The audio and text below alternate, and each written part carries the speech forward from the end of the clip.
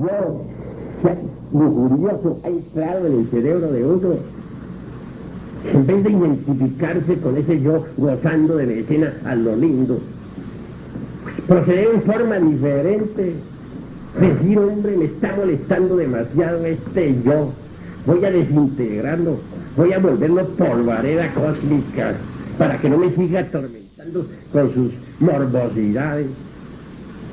Luego, sumergirse en meditación, tratando de comprender lo que es la lujuria. ¿A qué sirve la lujuria?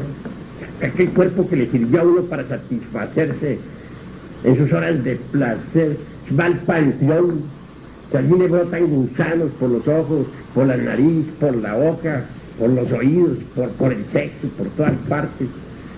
Después, ¿y qué? Prosiguiendo, un esqueleto, no, hay un esqueleto y eso es todo. Un esqueleto con el que gozó, qué tonto fue uno. Cuando uno llega a entender eso, se hace consciente de lo necia que es la lujuria. Ya que uno lo ha entendido, entonces a suplicar a su madre propia, a esa madre divina que lleva en su interior, a esa virgen inefable, que se desintegre ese yo horrible de la lujuria, ese que le estuvo atormentando la mente. Sucede que dentro del centro intelectual, aquí adentro, tenemos nosotros muchos rollos con escenas de morbosas, rollos de película ahí donde están escenas de ira, rollos donde aparecen las cantinas, rollos donde aparece el dinero, la codicia, etcétera, etcétera. Los yoes usan esos rollos para proyectárselos a uno pues en la pantalla de la mente y engordarse, fortificarse, hacerse más y más poderosos. Nosotros necesitamos destruir a esos yoes, porque si nos identificamos con ellos, si les hacemos el juego, pues ellos agarran fuerza y cada día se hacen más potentes. Conforme uno vaya desintegrando esos yoes, la esencia, la conciencia que normalmente se encuentra embotellada entre ellos, se van liberando. Entonces uno va despertando en otras regiones. Durante las horas esas en que el cuerpo duerme, uno se irá viendo consciente fuera del cuerpo. Cuando ya el 100% de conciencia esté despierta, entonces uno estará iluminado. Podrá ver, podrá oír, podrá tocar, podrá palpar la verdad. Podrá entonces platicar con los seres inefables cara a cara. Podrá conocer los misterios de la vida y de la muerte. Pero ya les digo a ustedes, necesitamos autoobservarnos. Conforme nos vayamos autoobservando, el sentido de esa autoobservación psicológica se irá desarrollando y desenvolviendo. Y cuando ese sentido se desarrolle, entonces podremos ver al yo que estemos trabajando. Si estamos trabajando un yo de ira, lo veremos. Ese yo aparecerá ante nuestra vista. Y a medida que estemos trabajándolo para desintegrarlo, para pulverizarlo, iremos viendo el resultado de nuestro trabajo. Y cuando ya el yo se vuelva polvo, lo veremos cómo se vuelve polvo. Así pues, el sentido de la autoobservación psicológica está latente en todos ustedes, pero necesitan desarrollarlo. Y se desarrolla, les digo, a base de autoobservación. Uno necesita vivir en estado de alerta percepción, alerta novedad, de instante en instante, de momento en momento, para autodescubrirse. El ser humano realmente, o el humanoide, para hablar más claro, lo único que tiene adentro es un montón de yoes. Eso es todo. Cuando llega la hora de la muerte, ¿qué es lo que continúa en el más allá? Pues todos esos yoes. Tres cosas van al sepulcro: el cuerpo físico, la personalidad y el cuerpo vital. El cuerpo físico se pudre entre la sepultura. El cuerpo vital, o lingam sarira de los indostanes, es el asiento fundamental de todos nuestros metabolismos y funciones orgánicas. Nadie podría vivir sin el cuerpo vital. Todos lo tenemos dentro. Tal vehículo, tal cuerpo se va descomponiendo poco a poco ante la fosa sepulcral. Mas también va otra cosa, la tercera, la expersonalidad. Nadie nace con una personalidad. La personalidad es hija de su tiempo, nace en su tiempo, muere en su tiempo. La personalidad se forma durante los primeros 7 años y se robustece con el tiempo y las experiencias. La personalidad es energética, sutil, no se puede ver con los ojos de la carne, pero quien desarrolle el sentido de autoobservación psicológica podrá verla. Ella entra al sepulcro, sale de allí cuando los dolientes le van a llevar flores. Con la imaginación ella modela esa, dijéramos, la parte invisible de ese sepulcro. Entonces ese sepulcro ante ella parece una casa, la casa donde vivió, o el cuarto del hospital donde murió, etc. Y allí entra y sale. Cuando los dolientes van a visitarle, se alegran. Claro, es deber de los dolientes visitarle y llevarle flores. Hay que tener un poco de piedad por las sombras de nuestros seres queridos. Ir al panteón es necesario. Que a la personalidad se le pone sobre la sepulcro, el día de los muertos, su comida que acostumbraba, etc. Esa expersonalidad realmente comerá la parte sutil de la comida, la parte etérica, dijera. Ahora comprenderán ustedes por qué esos alimentos que se llevan al panteón el día de los muertos quedan como desvitalizados. Si uno los prueba todo al otro día, nota que les falta algo. Ese algo que les falta, la parte sutil o etérica o metafísica que realmente el difunto amado se comió. De manera que la expersonalidad tiene una realidad, existe. Pero poco a poco, para bien de todos, esa expersonalidad se va disolviendo lentamente. Mas hay algo que no va a la fosa sepulcral. Me refiero a los yoes.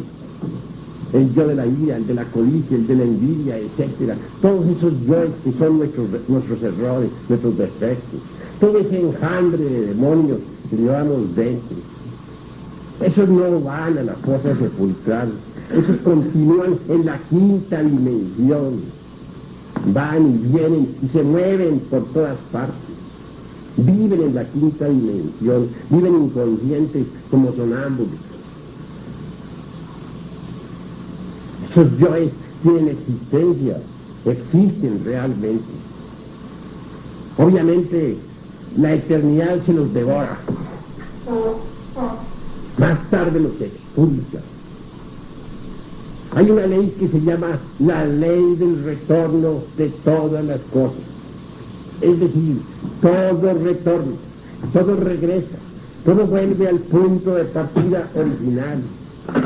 Los astros regresan siempre alrededor de sus soles, al punto de partida original. Los átomos dentro de las moléculas, en órbita alrededor de sus centros de gravedad, regresan al punto de partida original. ¿Por qué seríamos nosotros una excepción? ¿Por qué? Si regresan las estaciones, si regresan los átomos y los astros, si todo vuelve al punto de partida original, ¿por qué nosotros podríamos ser una excepción? Dios no viola sus leyes, ellas siempre son inmutables.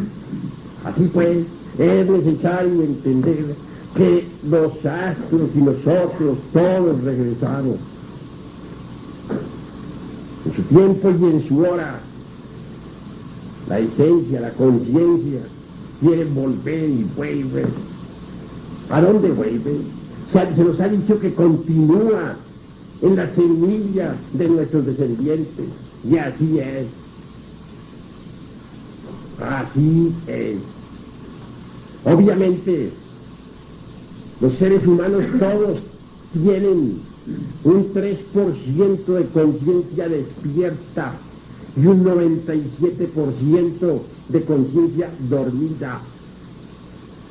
Pero ese 3% de conciencia despierta no está embotellado. Lo que está embotellado es el 97% de conciencia. El 3% de conciencia libre impregna al huevo fecundado en su tiempo y en su hora.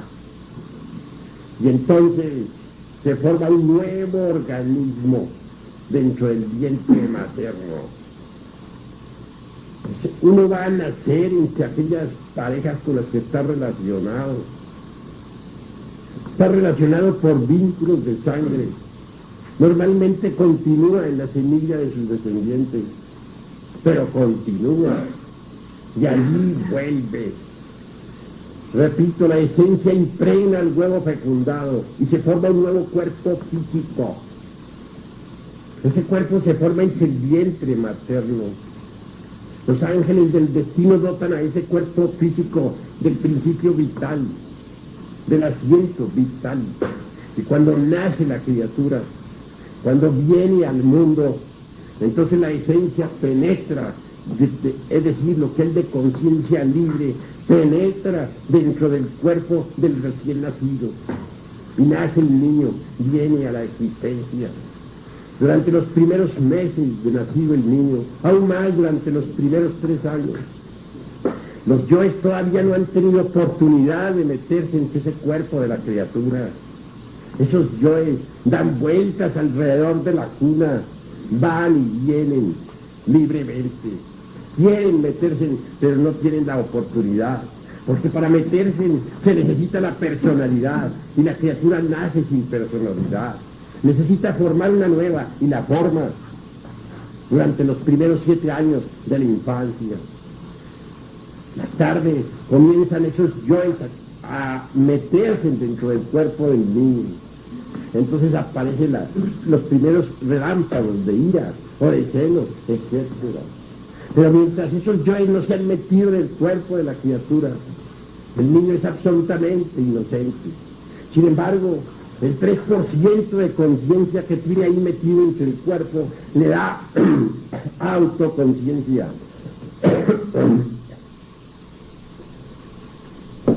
Le da conciencia despierta. De manera que un niño tiene conciencia despierta. El niño recién nacido está despierto y nosotros no. El niño recién nacido nos ve a nosotros como somos. Y nosotros creemos que él no se da cuenta de nada. Pero cuán equivocados estamos. Él está despierto y nosotros dormidos. Él nos mira con piedad y nosotros creemos que los piadosos somos nosotros. Él recuerda su vida anterior y los seres humanos comunes y corrientes no la recuerdan. Él está en contacto con el mundo invisible, ve a sus amigos de la quinta dimensión que van y vienen, a veces se sonríe, a veces está triste y nosotros no entendemos. Me recuerdan en estos momentos, me recuerdo con claridad cuando yo era un niño, así, con conciencia despierta. Recuerdo exactamente el instante en que nací. De pequeño podía recordar mis vidas pasadas, recordaba mi antigua existencia, recordaba todos mis seres queridos y lloraba, pero mi buena madre pensaba que lloraba de hambre o de sueño. Y claro, venía a atenderme. Y fui creciendo. Y no se me olvidó mi existencia anterior, ni mis existencias anteriores, porque uno viene a este mundo realmente muchas veces. Yo recuerdo con exactitud el momento en que desencarné en mi pasada existencia. Recuerdo cuando el galeno tomó el pulso de mi mano y luego sentándose en la única silla que existía entonces en esa casucha horrible donde desencarné, moviendo la cabeza negativamente, dijo: este caso está perdido. Cuando él se retiró, un frío tremendo invadió mi cuerpo. La buena mujer que me acompañaba solamente oró suplicando a San Pedro, a San Pablo, a los santos inefables. Mas todo fue inútil. Luego sentí unas manos que me agarraban por la cintura. Tales manos me sacaron fuera del cuerpo. Era el ángel de la muerte, porque de ellos hay legión. Con su voz cortó el hilo de la vida. Y lo sutil que Martín Lozán Rampa llama el cordón plateado. Algunos llantos más llegaron a mis oídos espirituales. Ya había desencarnado. Pasó algún tiempo antes de que volviera a tomar cuerpo. Un día, uno de los ángeles de la ley, uno de los señores del karma acercándose me dijo: maestro Samael Aumbeor, ya todo está listo, sígame. Y yo le seguí. Y él penetró a lo largo de un viejo pasadizo empedrado. Llegó a un patio lleno de macetas. Y yo le seguí. Atravesó por una sala. Yo iba atrás de él. Y al entrar a una recámara, llegaron a mis oídos los sufrimientos de una mujer que tenía dolores de parto. Miré y vi algo más. Un hilo muy sutil me conectaba con ese cuerpecillo que estaba por nacer. Y nació la criatura. Y en el instante en que hizo su primera respiración, me sentí atraído instantáneamente hacia el interior de aquel cuerpecito. Esto es algo, sentí algo muy similar a lo que siente una persona que duerme. Y alguien viene y la toca. Instantáneamente esa persona despierta. Yo al despertar me encontré metido dentro de un nuevo cuerpo. Un cuerpo de niño. Lloré sorprendido. Claro, aquella enfermera que atendía consideraba que eso era normal, que así lloran siempre los niños que nacen. Más aún, recuerdo cuando después de la consabida operación aquella de cortar el cordón umbilical, se me colocó en el mullido lecho junto a mi madre. Un gigante enorme, porque así lo veía, pues mi cuerpo era pequeño. Se acercaba, me miraba y sonreía. Aquel gigante era mi padre. Y fui creciendo poco a poco, sin perder jamás el recuerdo de mi vida anterior.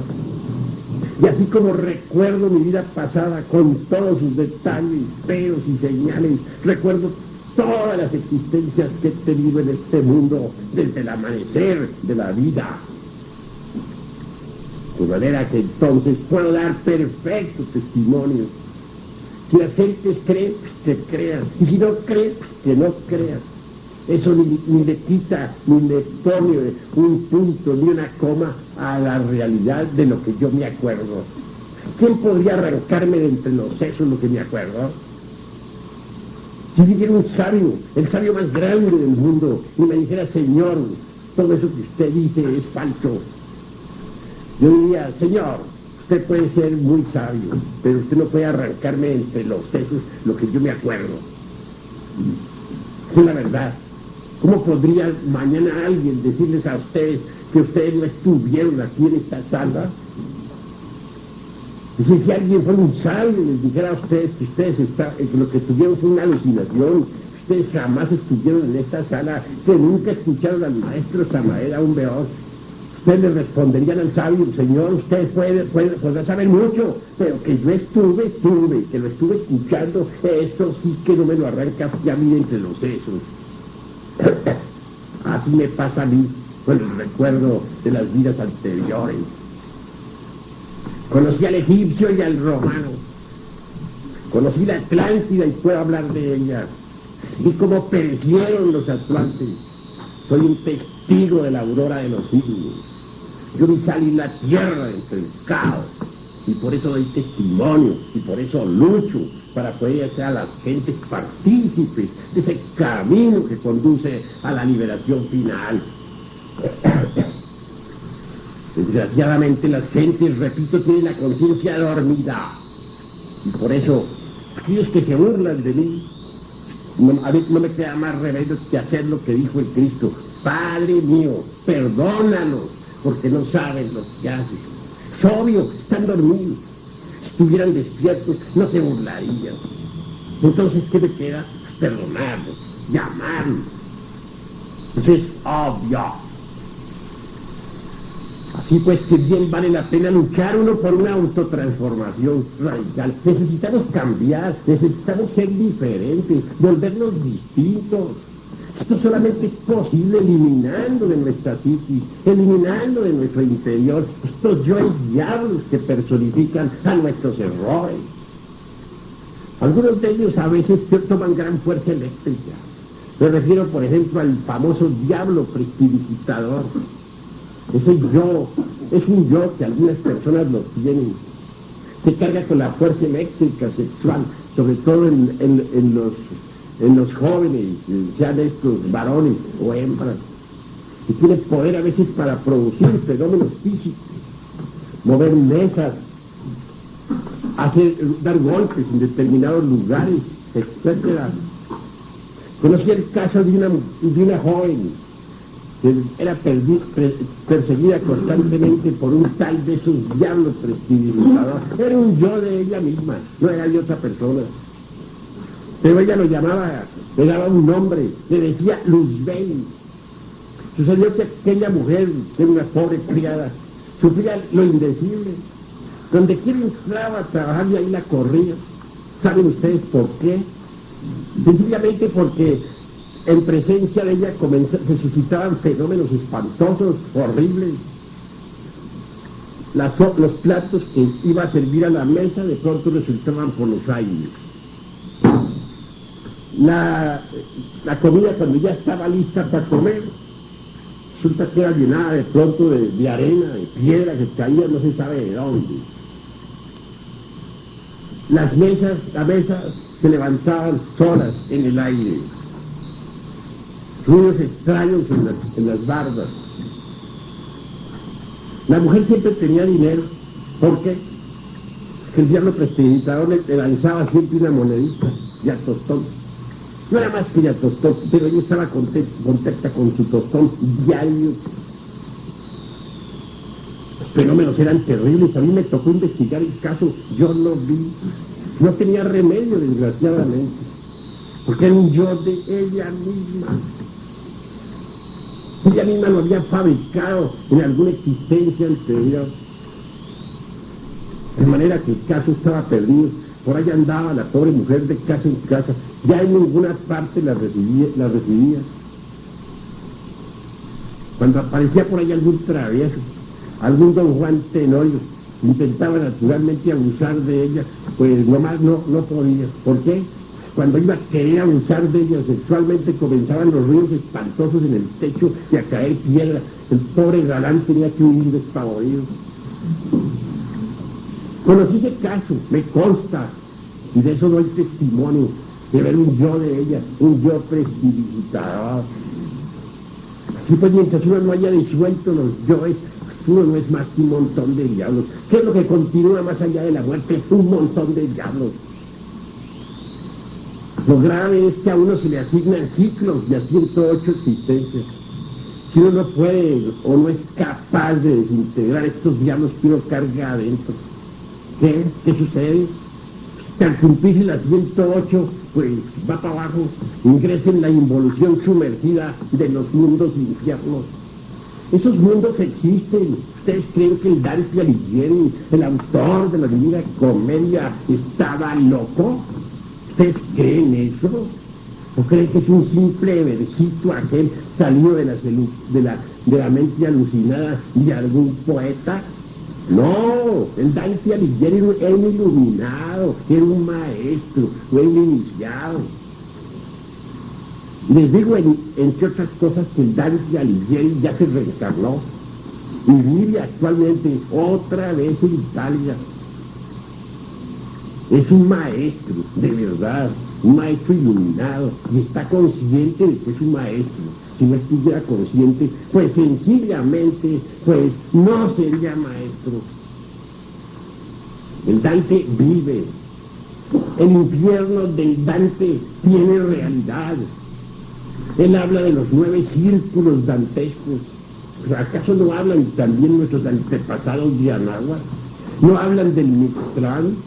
¿No nos dicen que tiene 9 círculos? ¿Y no hablan del infierno también los sufis mahometanos? ¿Y no lo mencionan acaso los parsis? ¿O los budistas? ¿O los chinos? De manera que los mundos infiernos están ubicados dentro del interior de la tierra. Así como existen dimensiones superiores, también existen infradimensiones. Ustedes ven esta mesa. Aquí hay largura, aquí hay anchura, aquí hay altura. He ahí las 3 dimensiones. Mas existe una 4ª dimensión, que es el tiempo. Más allá de esa 4ª dimensión hay una 5ª. Más allá de la 5ª una 6ª, más allá de la 6ª una 7ª. Y hay también 2 dimensiones superiores, que son 9 por todo. Mas debajo de este mundo tridimensional en que vivimos, hay también 9 infradimensiones ubicadas dentro del interior de la tierra.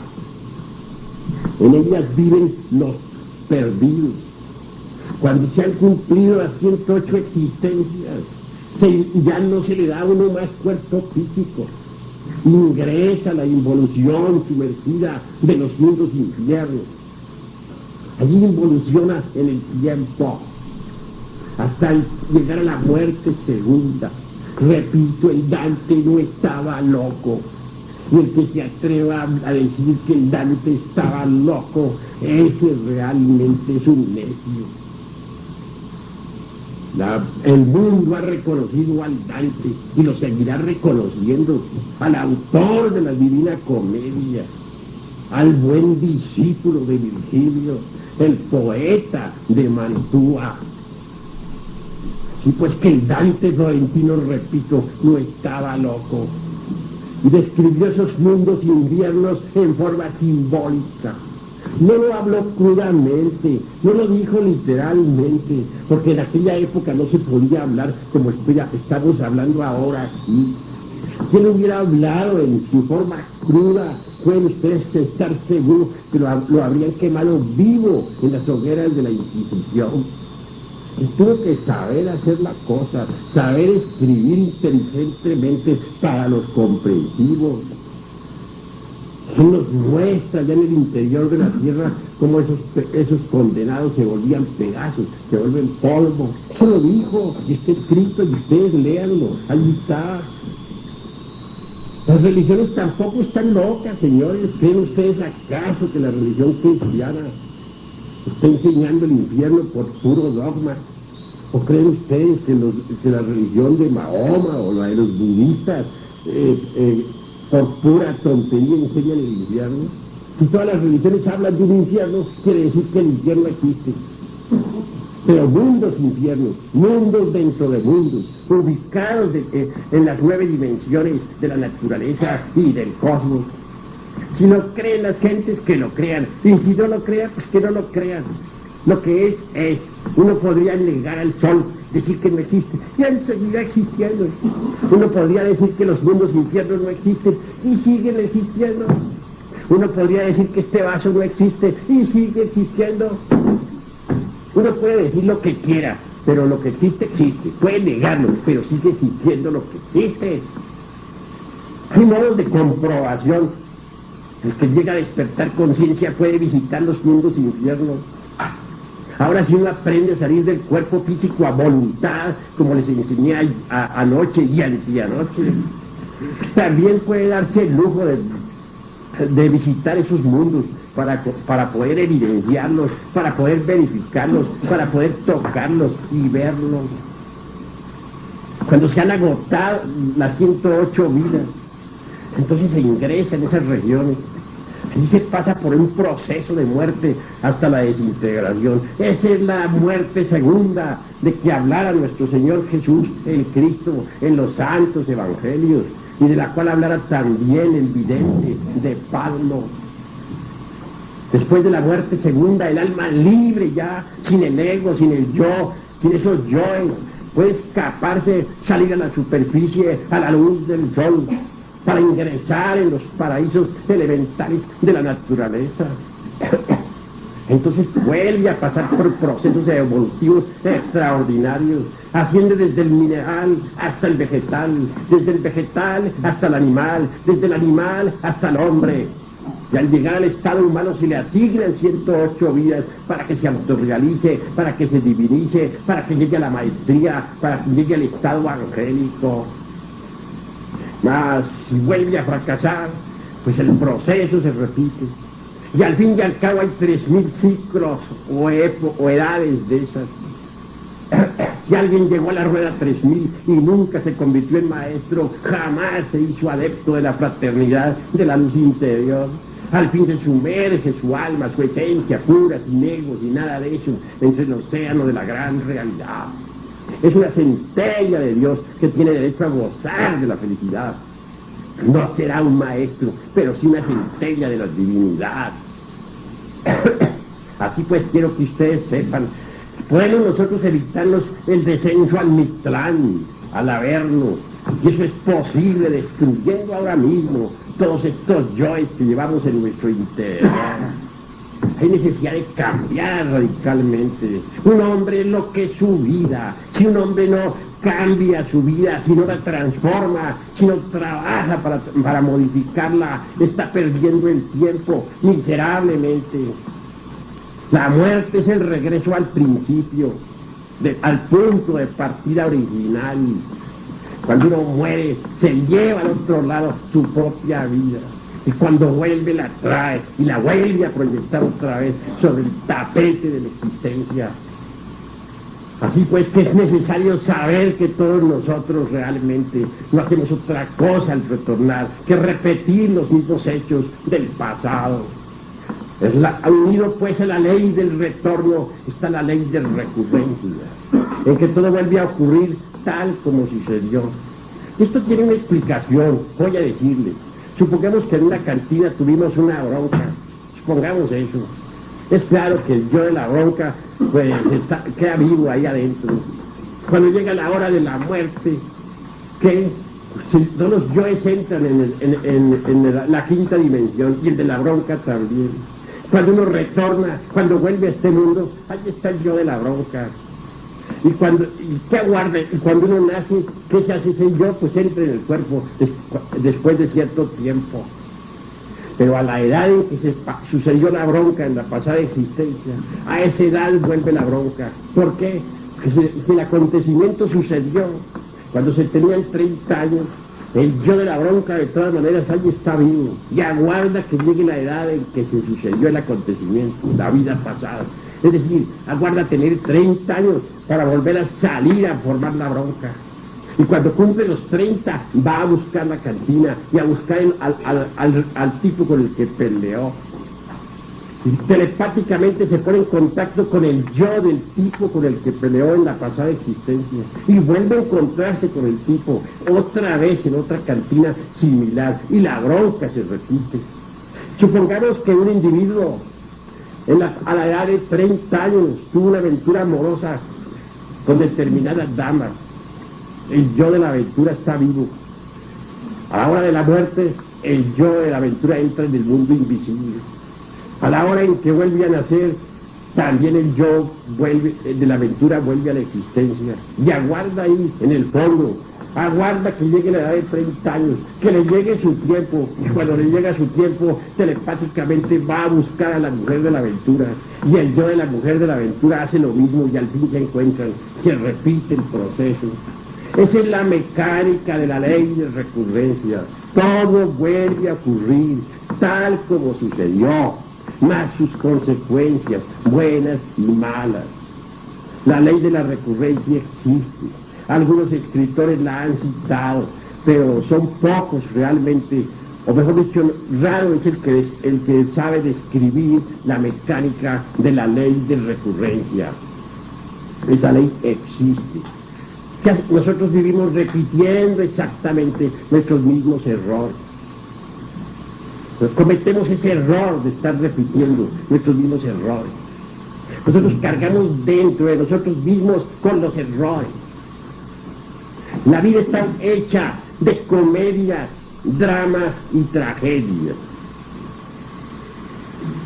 Para cada comedia, para cada drama, para cada tragedia, se necesitan actores. Uno es el actor de los celos, otro es el de la codicia, otro el de la envidia, otro el del orgullo, etcétera. Pero si mueren los actores, ¿dónde quedan las comedias, los dramas y las tragedias? Si logramos desintegrar a esos actores que son los yoes, ¿en qué quedan todas esas comedias, dramas y tragedias? Cuando eso sucede, la repetición se hace imposible.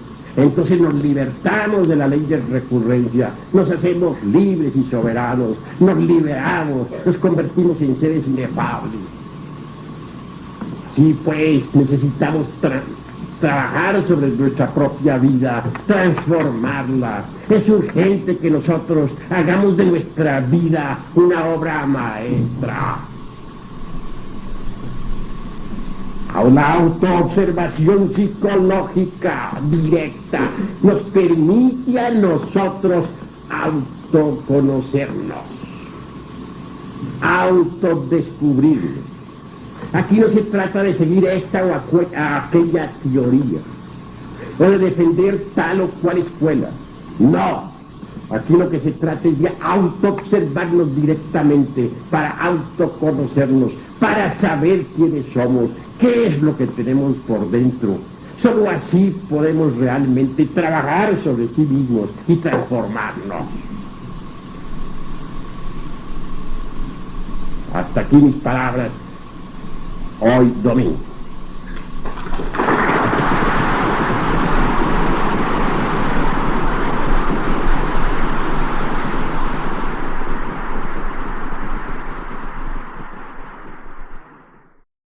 Terminar exactamente cuando se inicie la era del Capricornio.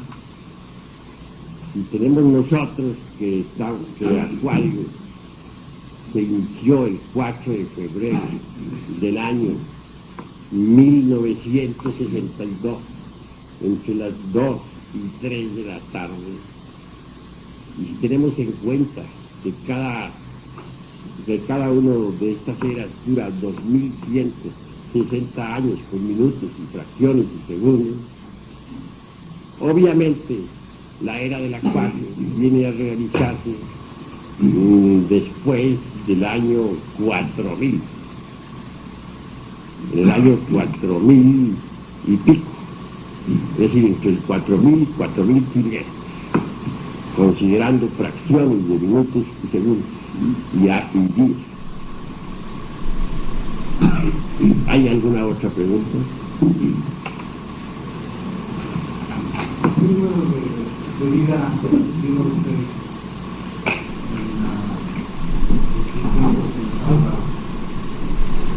¿Qué número de vida? Cuando usted habla del tiempo de su vida, yo tengo saber qué número de vida lleva. Bueno, en cuanto a mí, en lo personal, mi vida personal, considero que no tiene realmente ningún valor, que de nada serviría saber en qué número de vida voy yo. Lo interesante sería saber en qué número de vida va cada uno de nosotros. Y esto solamente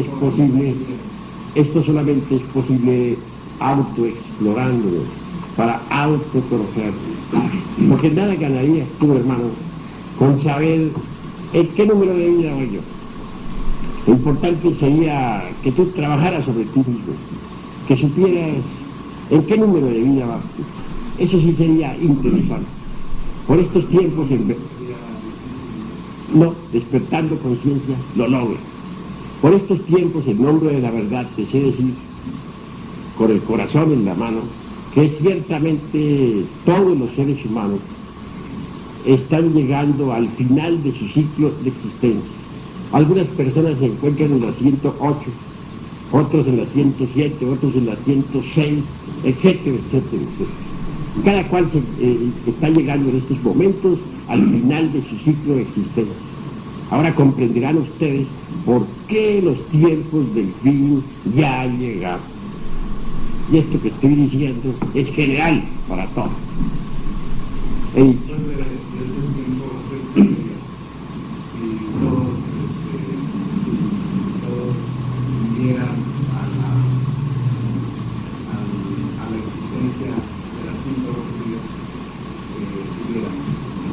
Pues individualmente, cuando se llega a las 108, obviamente se precipita el ego en forma definitiva dentro del reino mineral sumergido, involuciona entre las entrañas del planeta Tierra hasta llegar a la desintegración total.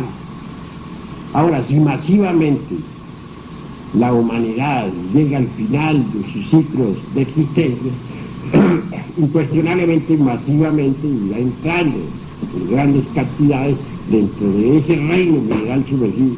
Y he de decir en nombre de la verdad, y no está de más aclararles a ustedes, que en estos momentos hay muchas gentes que ya cumplieron sus 108 años de existencia, de vida, digo, que ya llegaron a las 108 vidas. Esas gentes viven en los mundos infiernos aunque tengan cuerpo físico. De hecho, están ubicadas en esos mundos infiernos. Y al abandonar el cuerpo denso, en la hora de la muerte del cuerpo denso, se encontrarán con que son habitantes ya de esos mundos infiernos, que viven en esas infradimensiones de la naturaleza y del cosmos. Mucho se ha hablado, por ejemplo, sobre lo que hay más allá. Ciertamente, cada persona tiene un rasgo característico psicológico definido. A la hora de la muerte, o digo, en vida, de acuerdo con el rasgo psicológico que tenemos, nos hallamos ubicados en tal o cual país psicológico interior. De manera que bien vale la pena saber dónde estamos ubicados. Nosotros sabemos en este momento que estamos ubicados aquí, en esta casa muy seria de la cultura, que estamos entre gente culta. Eso lo sabemos, pero lo que falta saber es dónde nos hallamos ubicados psicológicamente. Es obvio que cada uno de nosotros, está ubicado, vive en algún lugar psicológico de sí mismo. El iracundo vivirá en el país de la ira, el codicioso morará en el país de la codicia, los lujuriosos en el país de la lujuria. Esas son zonas o regiones o moradas que existen en las dimensiones superiores de la naturaleza y del cosmos. Ahora comprenderán por qué Jesús el Cristo dijo: en la casa de mi Padre hay muchas moradas. También les digo a ustedes en nombre de la verdad que en los mundos infiernos hay muchas moradas dentro de los 9 círculos dantescos. Incuestionablemente, cada cual girará hacia su morada que le corresponde. En Dante Alighieri, en su Divina Comedia, nos cuenta el caso de un monje vengador. Este había peleado con todos sus parientes y resolvió planear una venganza. Los invitó con el pretexto de reconciliarse, los invitó a una comida y en pleno banquete los envenenó a todos. A la hora de los postres, todos comieron veneno, porque en los postres fue puesto el veneno. Nos dice el Dante en la Divina Comedia, que en ese preciso instante el ego, el yo, nada con otras personas, y claro, yo esas otras con otras, y todos jugamos algún papel en la cuestión del teje y desteje del destino de los seres humanos. Pero vean ustedes cómo giró hacia el noveno círculo dantesco. No hay duda que esa clase de crímenes tan horribles se pagan de esa forma. Los iracundos pues irán hacia la quinta región, hacia el quinto círculo, incuestionablemente. Los fornicarios naturalmente que tendrán que girar hacia el sexto círculo. Pero la cruda realidad es que en los mundos infiernos existen. Allí las cosas físicas existen. Yo estoy práctico en eso, he investigado eso, lo he explorado. O sea, he visto allí, por ejemplo, que si uno toma un vaso así es mucho más denso, más pesado que acá. Allí la materia es más grosera. Una mesa aquí, pues es así muy fina con relación a una mesa allá en los mundos infiernos. En los mundos infiernos existen todas las cosas de aquí, pero en forma mucho más grotesca. Son las infradimensiones de la naturaleza y del cosmos. Hace poco desencarnó un joven muy amigo de nosotros. Ese joven, pues no era propiamente malo. Le gustaba mucho la bronca, eso sí. Siempre vivía peleando. Pero desgraciadamente, un día cualquiera, tuvo un accidente, viajaba en un Volkswagen por la carretera de Toluca y parece que quiso evitar y pegarle a un animal, a un perro, según dicen algunos. Lo cierto fue que se volcó, se mató. Aquel buen joven desencarnó y como ya se le habían cumplido sus 108 vidas, ingresó al quinto círculo dantesco. Allí vive en incesante pelea. Era peleador, pues que iba hacia el mundo de la pelea, hacia su mundo. Ese es su centro de gravedad. Y allí vive peleando. Claro, tendrá que involucionar en el tiempo hasta llegar a la muerte segunda, a la desintegración. Si uno no es capaz de desintegrar el ego, pues la naturaleza viene en su ayuda. Y el ingreso en los mundos infiernos, aunque parezca criminal, no lo es. En el fondo tiene un solo objetivo: poder libertar la esencia, poder libertar la conciencia, poder libertar el alma, para que ella salga libre y pueda ingresar a los paraísos elementales de la naturaleza. No hay castigo, no hay crimen, por grave que sea, que no tenga su castigo definido. Mas uno no podría pagar más de lo que debe. Uno paga lo que debe, pero jamás más de lo que debe. Y ¿qué pasaría a una persona que va a cumplir su ciclo de 108 vidas, pero que se decidió por el camino perfecto de la perfección? ¿También le sucede lo mismo o sigue viviendo?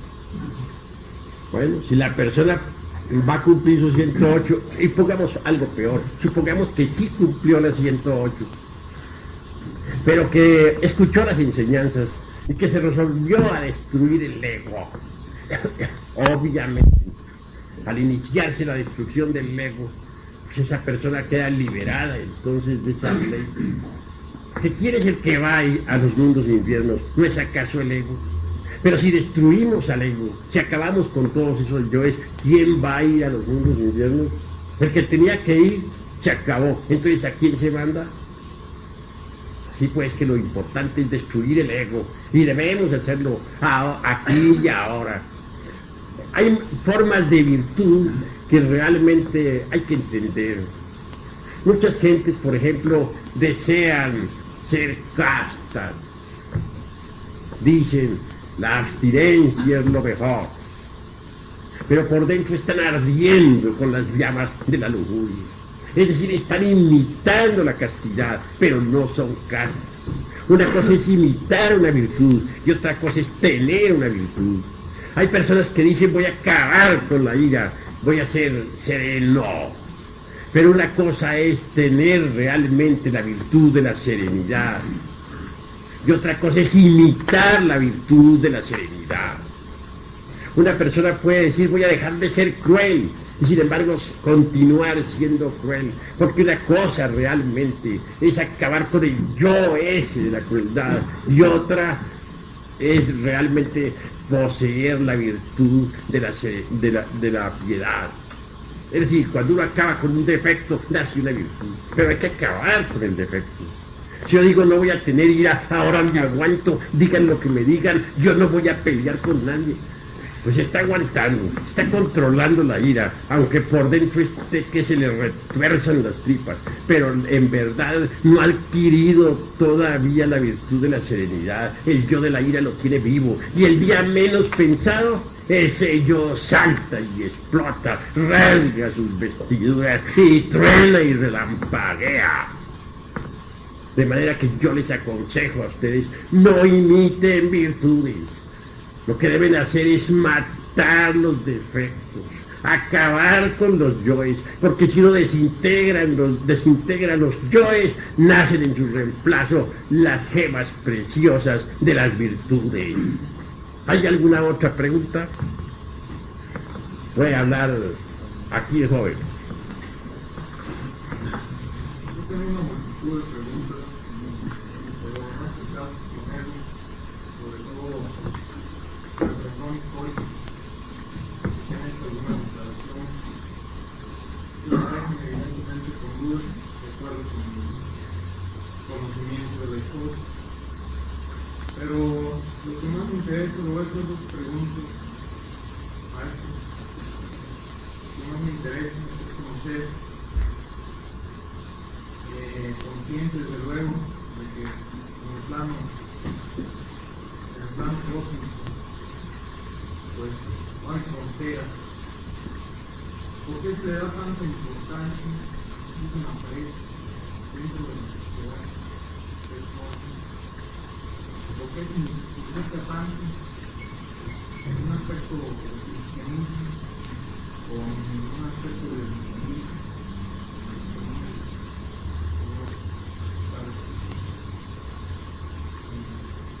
Desde luego, como le digo, tomando en cuenta que en el plano cósmico no hay fronteras, pero a mí sí me llama la atención el hecho de que Cristo Santo en la pared entra en imagen muy especial, así como se le toma por encima de muchos otros avatares yo extinto que tienen tanto valor, tanto trascendencia en el momento espiritual universal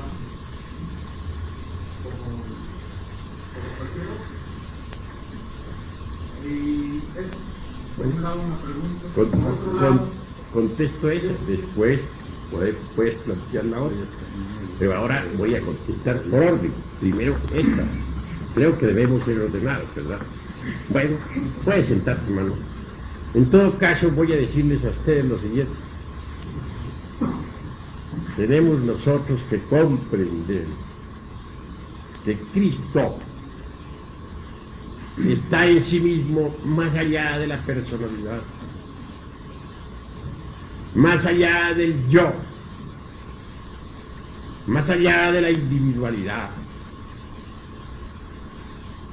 El Cristo es el Logos, unidad múltiple, perfecta. Cristo cósmico se expresa a través de cualquier hombre que esté debidamente preparado. Un día se expresó a través del gran Kabir Jesús. Otro día resplandeció a través del Gautama Buda Sakyamuni. Nadie puede negar que Juan el Bautista también fue una manifestación del Señor. Nadie podría negar que Él se expresó con todo su vigor, se manifestó con toda su potencia en Hermes Trismegisto, el 3 veces grande, Dios ibis de todo. Nosotros los mexicanos tenemos también aquí a nuestro Cristo histórico. Quiero referirme en forma enfática a Quetzalcóatl. Cuando un hombre trabaja de verdad sobre sí mismo, en forma íntima, recibe la Navidad del corazón. Inútilmente habrá nacido el Cristo en Belén si no nace en nuestro corazón también. Inútilmente Él habrá muerto y resucitado si no muere y resucita en nosotros también. Jesucristo. Jesús significa en hebreo Yeshua, y Yeshua es Salvador.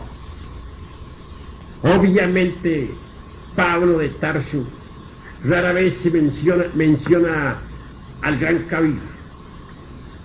Pablo de Tarso cita siempre al Jesucristo interior, al Cristo íntimo, que es nuestro Salvador interior profundo. Cuando un hombre, repito, está trabajando sinceramente sobre sí mismo, pasa por la Navidad del corazón. Cuando un hombre recibe la iniciación venusta, pasa por la Navidad del corazón. Entonces el Cristo íntimo, el Jesucristo interior, porque el Cristo es Yeshua, Salvador, se manifiesta dentro de tal hombre. Nace como un niño entre este establo que tenemos, lleno de los yoes, de los deseos.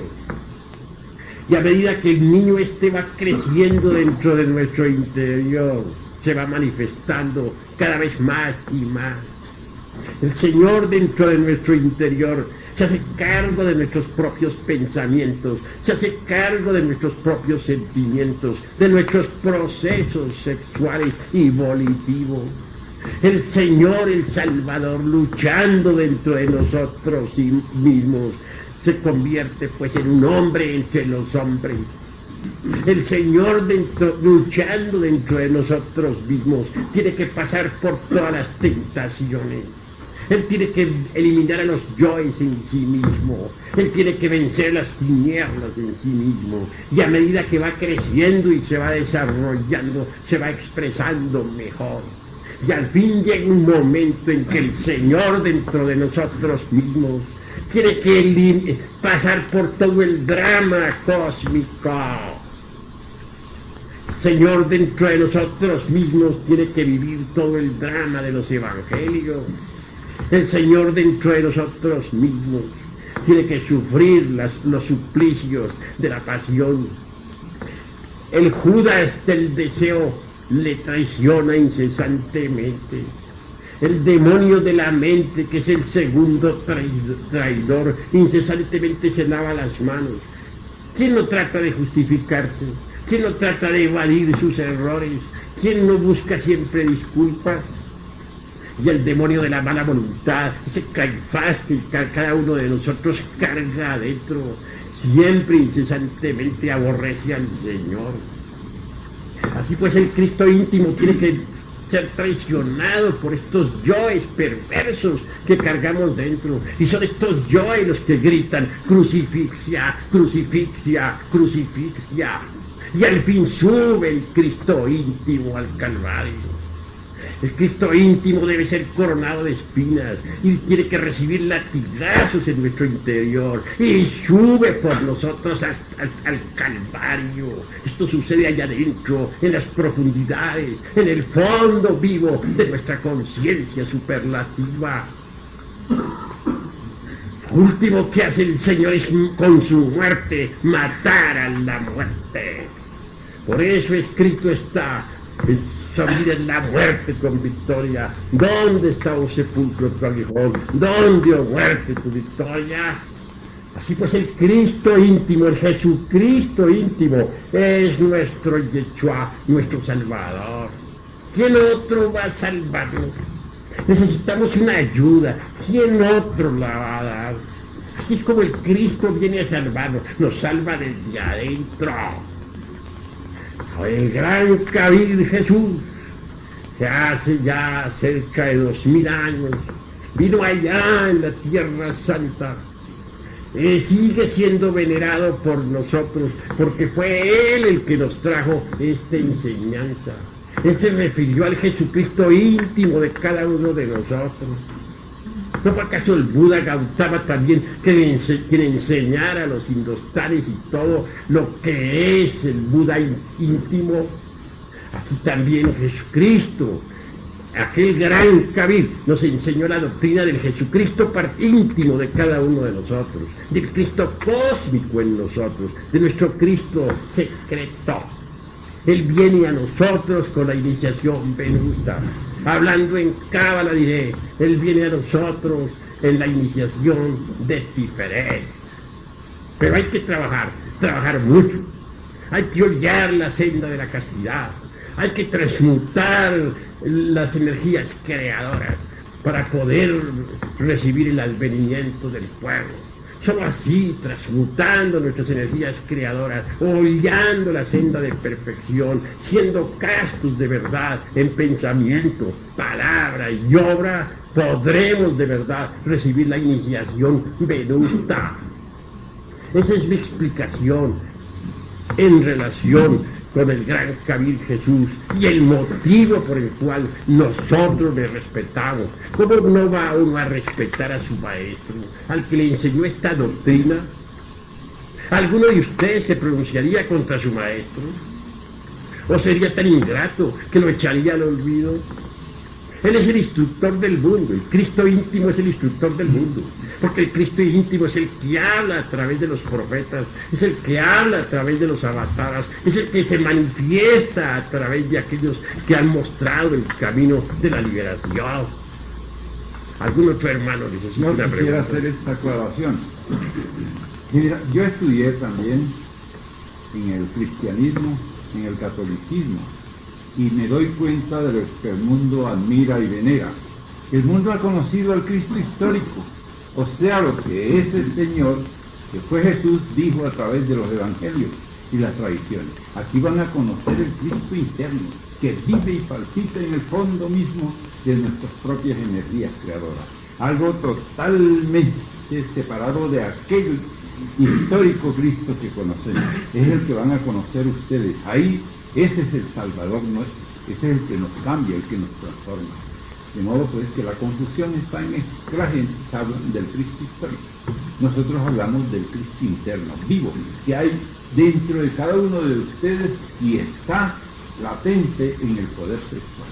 ¿No? Que esa es la aclaración que más o menos viene a dar un diferendo entre los dos seres. ¿Alguno otro puede preguntar, hermano? No, quiero preguntarle sobre si el Espíritu Santo es la conciencia que decía acá. El Espíritu Santo es el tercer logos. En la Cábala es Binah. Incuestionablemente el Espíritu Santo subyace en el fondo de la energía sexual. Viene a nosotros, adviene a nosotros. Conforme oigamos la senda de la castidad, cuando lo recibimos, Él nos ilumina y transforma radicalmente. Eso es todo.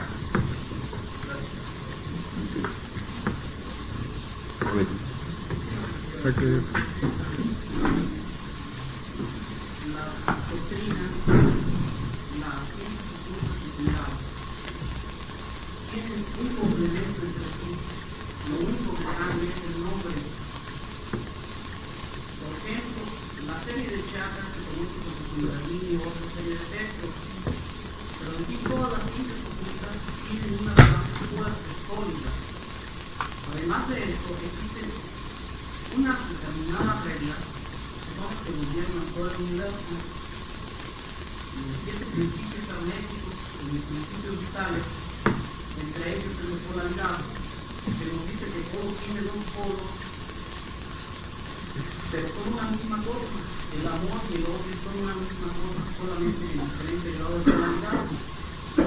¿Cómo saber cuál es el camino exacto, el bien o el mal? En función de que son una misma cosa, solo que con diferente grado de polaridad.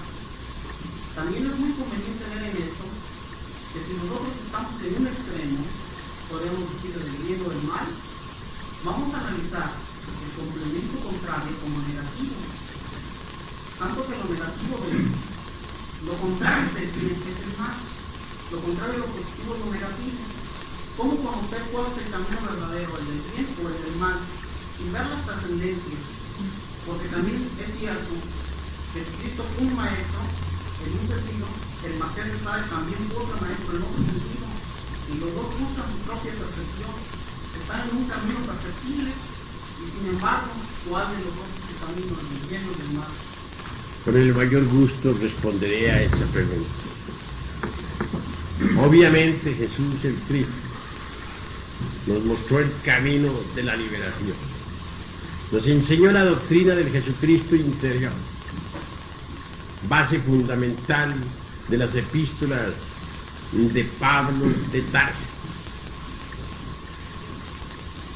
No negamos que la cita del Marqués de Sade, la antítesis del Cristo.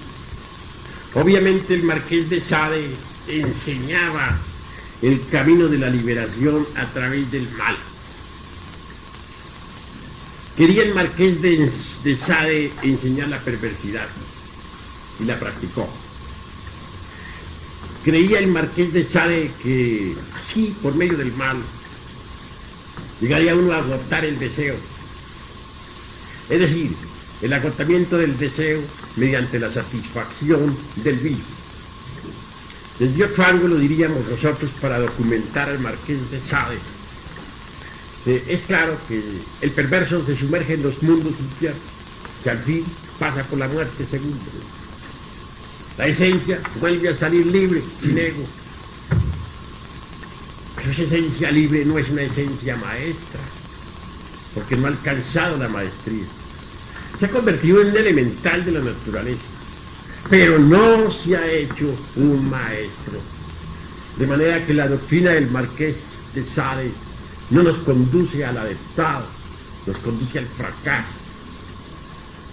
Mas coloquémonos en el plano del Jesucristo íntimo y del gran Cabid Jesús. Incuestionablemente dentro de nosotros existen yoes del mal. Pero esto no quiere decir que dentro de nosotros también no existan los yoes del bien. Hay yoes que saben pintar hermosos cuadros. Hay yoes que tienen magníficas costumbres. Hay yoes que saben hacer caridad. Hay yoes que saben curar, etcétera. Entonces, ¿qué? Nosotros necesitamos disolver los yoes del mal, pero también necesitamos disolver los yoes del bien. Porque los yoes buenos hacen el bien, pero no saben cuándo se debe hacer el bien. Muchas veces hacen el bien cuando no se debe hacer. Y el bien hay que saberlo hacer. Recordemos nosotros que el fuego dentro de la cocina es útil, es bueno.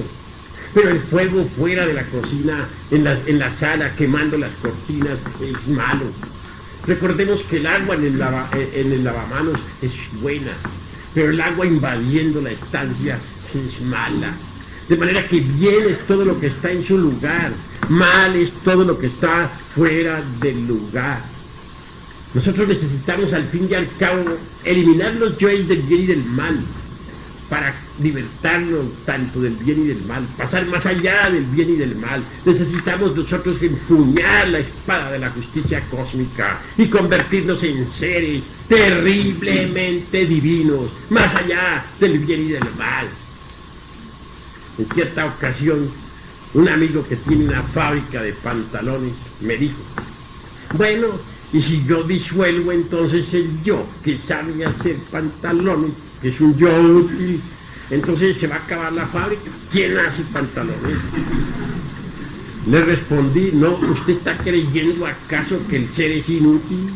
El ser tiene muchas partes, y si ese yo que hace pantalones es eliminado, que en su reemplazo queda una de las partes autónomas e independientes del ser, que lo sabe hacer y más perfecto. Así pues que cuando uno disuelve los yoes, no queda indefenso e inútil. porque el ser con sus diversas partes no es inútil, él es perfecto. Ahora bien, necesitamos independizarnos del bien y del mal. Necesitamos eliminar los yoes buenos y los yoes malos, hacernos autoconscientes, despertar. Eso es obvio. Desgraciadamente, las gentes oscilan siempre entre el par de opuestos de la filosofía. Recordemos que la vida está gobernada por la ley del péndulo.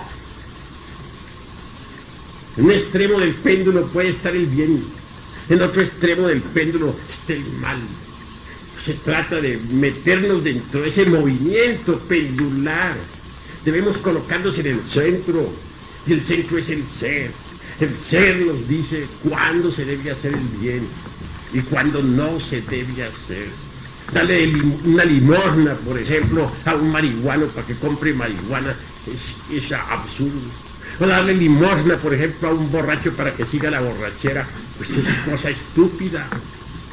Así pues, no debemos nosotros vivir dentro de la oscilación del péndulo. Debemos colocarnos en el centro, donde está la vara de justicia, la vara de la rectitud, que es el ser. Necesitamos, pues, comprender que la ley del péndulo que nos lleva de aquí para allá y de allá para acá nos causa dolor. A ninguna parte nos conduce. Incuestionablemente, si uno se coloca en el centro, se independiza tanto del bien como del mal. En un extremo del péndulo pueden encontrar ustedes todas las escuelas de tipo, dijéramos, espiritual, pseudo-esotéricos o pseudo-ocultistas o como quieran ustedes llamarlo. En el otro extremo del péndulo están los ateos, los enemigos del eterno, los materialistas. Pero la verdad, ¿dónde está? La verdad no se encuentra en ninguno de los extremos del péndulo. A nosotros no debe interesarnos lo que las gentes digan o dejen de decir, lo que escriban o dejen de escribir. A nosotros lo único que debe interesarnos realmente es el ser. Tenemos que sumergirnos dentro del ser, dentro de la fuerza neutra que está en el fondo de cada uno de nosotros. Esa fuerza neutra es la fuerza del Espíritu Santo. Necesitamos sumergirnos en el ser nos instruirá, el ser nos enseñará. Nosotros necesitamos desintegrar los yoes para establecer correctas relaciones con el ser, porque solo el ser puede darnos la verdadera sapiencia que necesitamos y que está más allá del bien y del mal. Esta es mi respuesta. ¿Algún otro tiene algo que decir?